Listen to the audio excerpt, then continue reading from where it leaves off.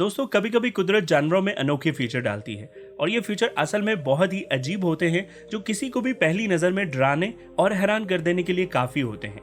मिसाल के तौर पर बकरी की बनाई गई इस वीडियो को देखिए।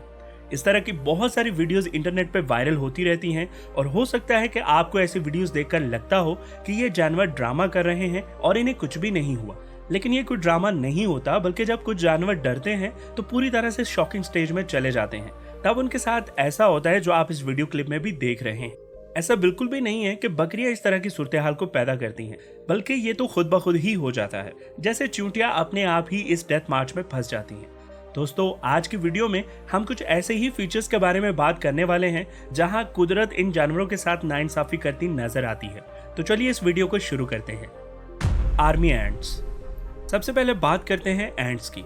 दोस्तों अगर आप चींटियों के बारे में इतना नहीं जानते तो हम आपको बता दें कि ज्यादातर चींटियों की इकसाम इंसानों की तरह ही रोशनी का इस्तेमाल करके अपना रास्ता बनाती हैं, लेकिन आर्मी एंट्स पूरी तरह से अंधी होती हैं और खाने की तलाश में हमेशा ट्रैवल करती हैं और वो ट्रैवल करने के लिए एक स्पेशल फेरोमोन का इखराज करती हैं और उसी फेरोमोन की वजह से वो एक दूसरे को फॉलो करते हुए चलती हैं। लेकिन कभी कभी इनके लॉगरिथम में गलती होने से या फेरोमोन के निशान मिटने से यही चींटियां अपना रास्ता भूल जाती हैं और एक सर्कल में घूमना शुरू कर देती हैं और ये सर्कल आहिस्ता आहिस्ता बड़ा होता जाता है क्योंकि बाकी चींटियां भी इसमें शामिल होती जाती हैं और गोल गोल घूमने की वजह से चींटियां थक जाती हैं और खाना ना मिलने की वजह से सभी की एक एक करके मौत होने लगती है।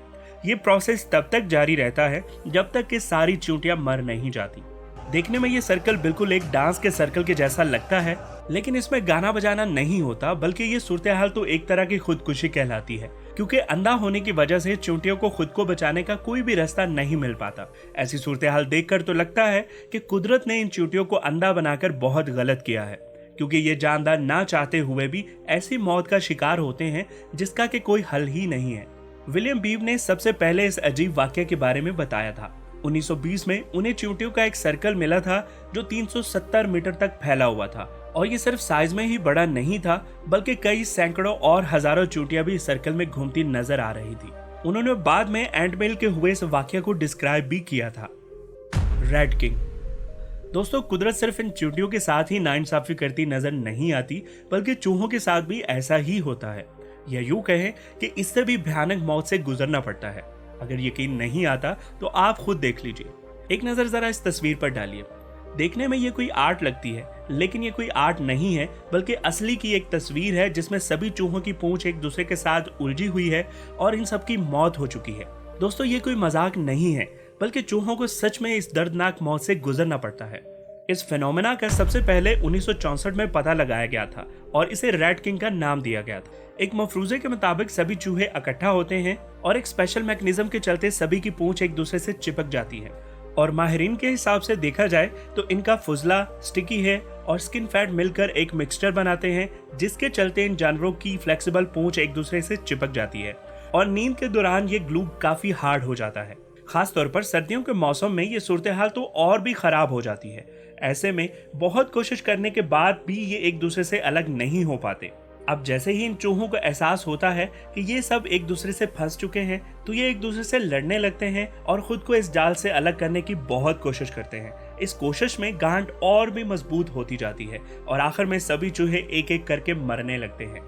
ये फिनोमेना सबसे पहले जर्मनी में सुनने को मिला था। हालांकि जर्मनी के म्यूजियम से इस तरह के कई नमूने देखने को मिलते हैं, लेकिन आज के दौर में हमें इस तरह की सूरत हाल देखने को नहीं मिलती। एक्सपर्ट्स मानते हैं कि इस तरह के फिनोमेनास बहुत ही रेयर होते हैं। स्पाइडर्स। दोस्तों अब चलते हैं स्पाइडर की तरफ। हालांकि स्पाइडर को देखकर बहुत सारे लोगों का मूड खराब हो जाता है, लेकिन असल में ये काफी यूजफुल भी होते हैं। अब जरा इस स्पाइडर को देखिए। देखा जाए तो इसकी किस्मत ही खराब है क्योंकि ये इस बॉल में 20 मिलियन सालों से फंसा हुआ है। माहिरीन के मुताबिक ये स्पाइडर एक बार रीसन की बूंद में गिर गया होगा और तभी से वहीं पर फंसा हुआ है।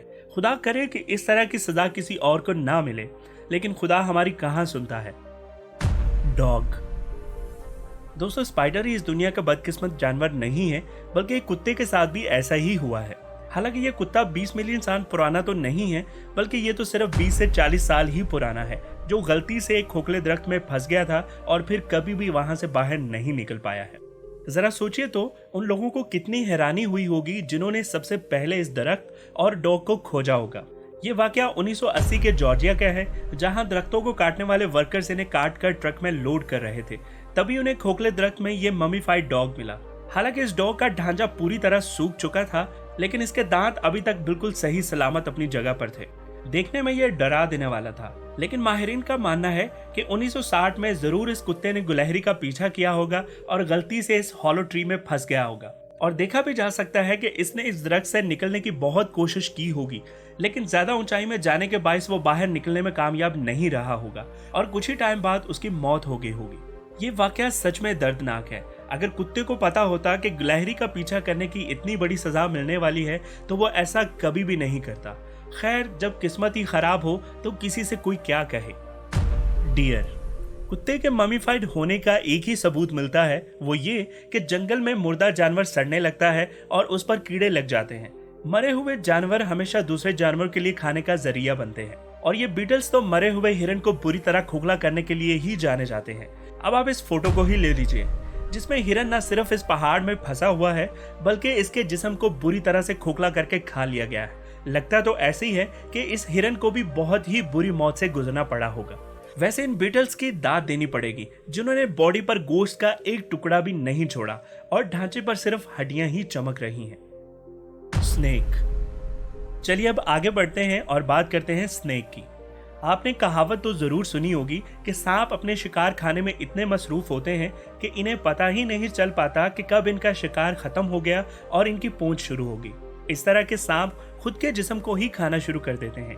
दरअसल सांप इस तरह की हरकत तब करते हैं जब वो खुद की पूंछ के मूवमेंट को शिकार के मूवमेंट से कंफ्यूज कर लेते हैं। इस सूरत-ए-हाल को बॉयकिलोथर्मिक नाम से जाना जाता है। इस कंडीशन में सांप का दर्जा हरारत आसपास के दर्जा हरारत से मेल खाता है, जिससे वो धोखा खा जाते हैं।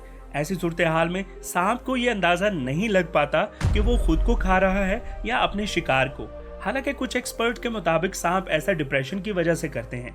अब इसके पीछे का सच क्या है, ये तो कुदरत ही जाने। मूस। दोस्तों, अगर आपको सांप की यह हरकत पागलपन लग रही हो तो इस मूस को देखिए, जो ज़ॉम्बी की तरह जंगल में इधर उधर घूम रहा है। अगर आप सोच रहे हैं कि इस मूस को क्या हुआ है, तो हम आपको बता दें कि ये सब कुछ ब्रेन वॉर्म का कमाल है। ब्रेन वॉर्म एक तरह के पैरासाइट होते हैं जो मूस के जिस्म में घुसकर इसके दिमाग पर हमला करते हैं। ब्रेन वॉर्म्स मूस के दिमाग के अंदर कई तरह की सुरंग बनाते हैं और ब्रेन को न्यूरोलॉजिकली डैमेज करते हैं। इस पैरासाइट का हमला इतना खतरनाक होता है कि मूस का दिमाग काम करना ही बंद कर देता है और ये जानवर ऐसे ही आहिस्ता आहिस्ता मर जाता है। मूस को भी बहुत ही दर्दनाक मौत नसीब होती है और इसके जिम्मेदार सिर्फ ये ब्रेन ईटिंग पैरासाइट्स ही होते हैं। Modern elephants. ये बात बिल्कुल सच है कि मॉडर्न एलिफेंट्स पुराने एलिफेंट से बहुत अलग हैं, जिनके जिस्म में हाथी दांत पाए जाते हैं, जो पहले मैमल्स के जिस्म में भी पाए जाते थे।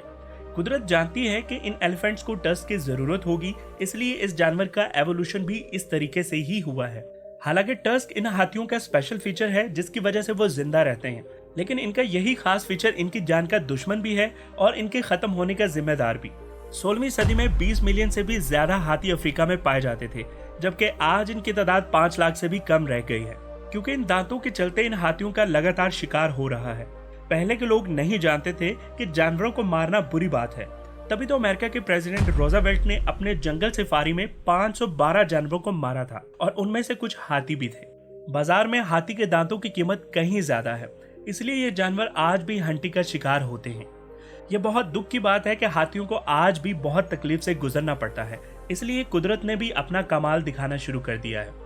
दरअसल अफ्रीका के कुछ जंगलों में पैदा होने वाले हाथियों में दांत नहीं पाए जाते और इसलिए अब ये जानवर शिकारियों के शिकार से आजाद हैं। लेकिन बिना दांत के ये हाथी पता नहीं कब तक जिंदा रह पाएंगे, ये एक बड़ा सवाल है।